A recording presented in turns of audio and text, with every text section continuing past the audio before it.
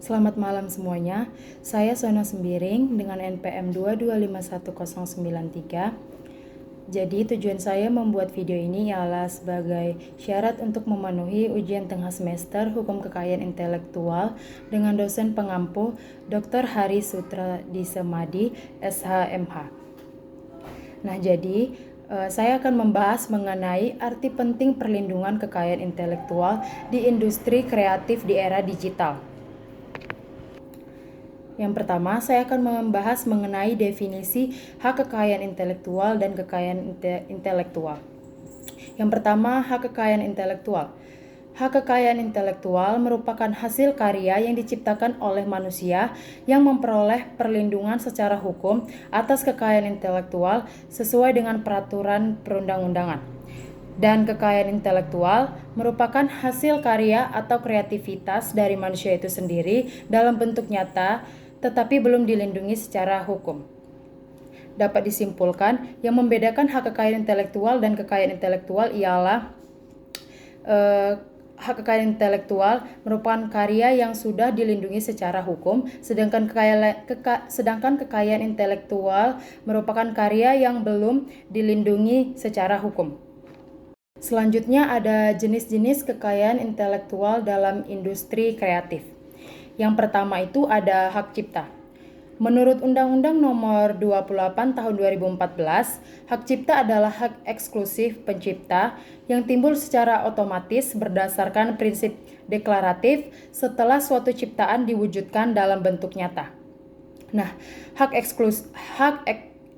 eksklusif dibagi menjadi dua. Yang pertama ada hak moral. Hak moral ialah hak integritas atau hak untuk diakui sebagai pencipta. Yang kedua, hak ekonomi.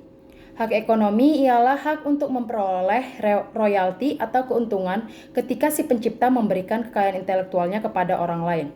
Contohnya seperti musik dan lain-lain. Yang kedua ada hak paten. Menurut Undang-Undang Nomor 13 Tahun 2016, paten dibagi menjadi dua, yaitu paten biasa dan paten sederhana. Yang pertama, paten. Paten adalah hak eksklusif yang diberikan oleh negara kepada penemu atau inventor di bidang teknologi. Sedangkan paten sederhana ialah penemuan yang memiliki kebaharuan atau penemuan yang sudah ada namun diperbaharui lagi oleh si pencipta. Contohnya bisa seperti yang kita gunakan sehari-hari, pembuka botol otomatis dan kantong belanja yang bisa dilipat. Dan contoh paten biasa itu adalah telepon genggam yang ditemukan oleh Alexander Graham Bell dan lampu oleh Thomas Edison. Yang ketiga ada merek. Menurut Undang-Undang Nomor 20 Tahun 2016, merek ialah tanda untuk membedakan produk barang atau jasa yang satu dengan yang lainnya. Dapat berupa gambar, logo, bentuk, dan lain-lain. Seperti yang kita ketahui, merek itu biasa kita gunakan seperti merek-merek produk saus, kecap, dan lain sebagainya. Dan yang keempat ada indikasi geografis. Indikasi geografis merupakan produk yang dihasilkan atau diciptakan oleh suatu daerah tertentu dan menjadi ciri khas daerah tersebut. Sebenarnya indikasi geografis tidak jauh beda dengan merek, namun yang membedakan ialah produk itu dihasilkan atau ditemukan di daerah tersebut. Contohnya seperti kopi Arabica Kintamani di Bali. Yang kelima ada desain industri. Menurut Undang-Undang Nomor 31 Tahun 2000, desain industri ialah sebuah kreasi dalam bentuk visual yang menunjukkan tampilan produk. Contohnya seperti desain HP. Desain HP antara HP Oppo dan Samsung itu memiliki desain hologram yang berbeda. Selanjutnya juga ada contoh desain botol. Seperti yang kita ketahui, botol itu bermacam-macam bentuknya. Yang keenam ada rahasia dagang. Menurut Undang-Undang Nomor 30 Tahun 2000, rahasia dagang adalah informasi yang tidak diketahui oleh publik dan memiliki nilai ekonomi karena bersifat rahasia. Contohnya seperti yang kita ketahui dan sering kita konsumsi itu ialah fast food terkenal seperti KFC dan McD. Mereka memakai racikan atau bumbu-bumbu rahasia untuk racikan produk mereka seperti ayam, burger, dan lain sebagainya. Nah, selanjutnya ialah tantangan yang dihadapi dalam perlindungan kekayaan intelektual di era digital. Nah, apa sih yang menjadi tantangannya?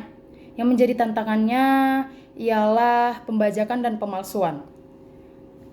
Pembajakan dan pemalsuan sendiri ialah tindakan penggunaan, penyalinan, dan distribusi terhadap karya seseorang tanpa izin pencipta. Contoh pembajakan sendiri ialah seperti film, ketika seseorang merekam, menyalin, atau menyebarluaskan film yang sedang tayang di bioskop tanpa izin si pencipta. Kemudian rekaman itu diunggahnya dalam versi digital dan ilegal. Selanjutnya contoh kasus nyata. Contoh kasus yang saya ambil ialah kasus ayam geprek bensu dengan geprek bensu.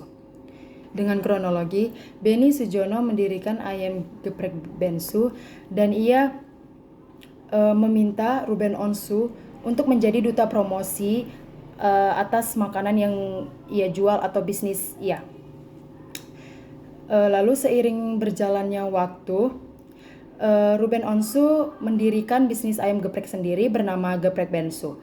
Lantas ia melarang Yang Sen menggunakan nama Bensu lagi pada bisnisnya itu, karena ia merasa bahwa itu adalah nama dia atau milik dia. Bahkan Ruben meminta uang ganti rugi senilai 100 miliar dari PT Ayam Geprek Bensu Benny Sujono. Kemudian PT Ayam Geprek Benny Sujono mengajukan rekonvensi atau gugatan balik. Lalu Ruben Onsu mengajukan kasasi ke Mahkamah Agung atas putusan Pengadilan Niaga Jakarta Pusat. Namun pengajuan kasasi tersebut ditolak oleh MA. Oleh karena itu, putusan tersebut telah berkekuatan hukum tetap.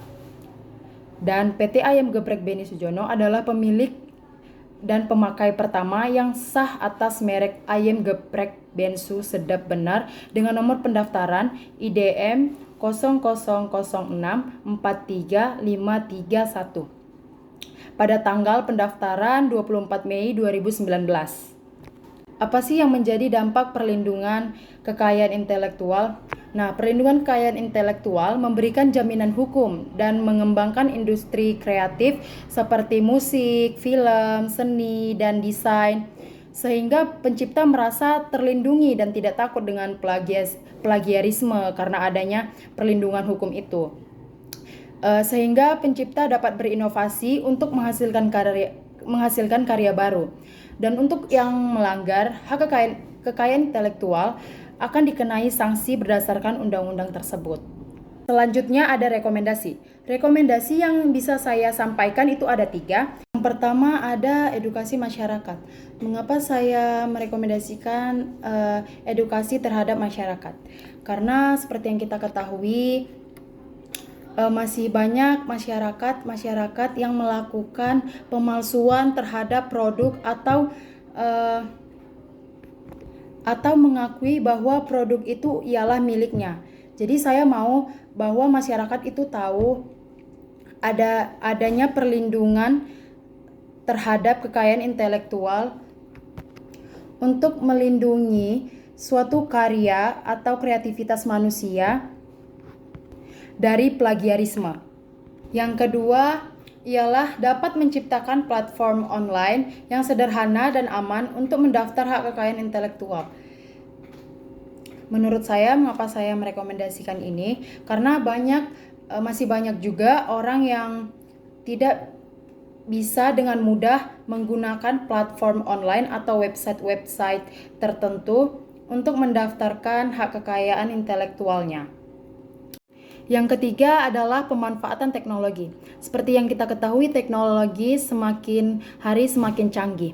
Mengapa teknologi itu tidak kita manfaatkan untuk menciptakan sistem yang aman dan transparan dalam pelacakan atas pendaftaran hak kekayaan intelektual itu?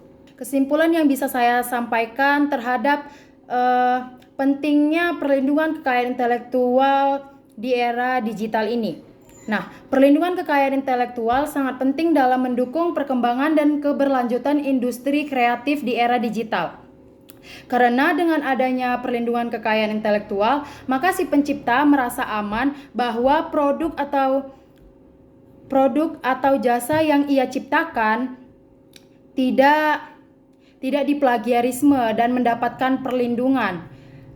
Oleh karena itu, ia dapat membuat ide baru lagi. Nah, yang kedua itu dapat meningkatkan kepercayaan konsumen. Karena yang kedua ialah meningkatkan kepercayaan konsumen. Dengan adanya perlindungan kekayaan intelektual, maka menjamin produk atau jasa tersebut berkualitas, sehingga konsumen percaya untuk membeli suatu produk itu. Itu dapat meningkatkan pertumbuhan ekonomi. Kesimpulannya, perlindungan kekayaan intelektual merupakan fondasi untuk sebuah karya yang diciptakan oleh manusia untuk mendapatkan perlindungan secara hukum dan untuk mencegah pelanggaran yang tidak diinginkan seperti plagiarisme, pemalsuan, dan lain-lain. Baiklah, demikian presentasi yang bisa saya paparkan atau jelaskan. Jika ada salah kata mohon dimaafkan. Sekian dari saya, terima kasih.